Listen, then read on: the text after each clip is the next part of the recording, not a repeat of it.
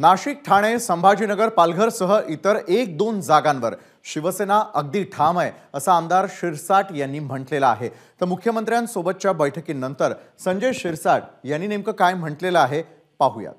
यामध्ये थोडे बहुत कुरबुरी असतात, काही ठिकाणी कार्यकर्ते थोडासा स्लो जायच्या भानगडीत असतात।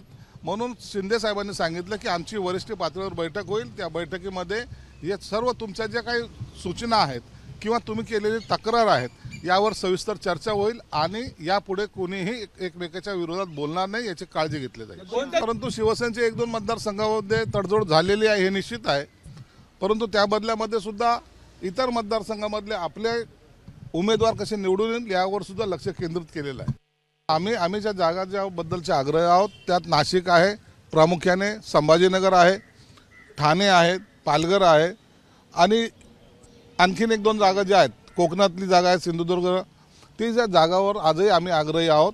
यावरचा तोडगा मला वाटतं आज किंवा उद्यापर्यंत निघेल।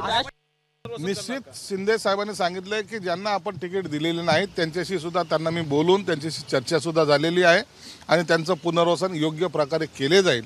त्याचप्रमाणे येणाऱ्या 1-2 दिवसामध्ये सर्व आमदार यांची एक बैठक आयोजित करण्यात येणार आहे।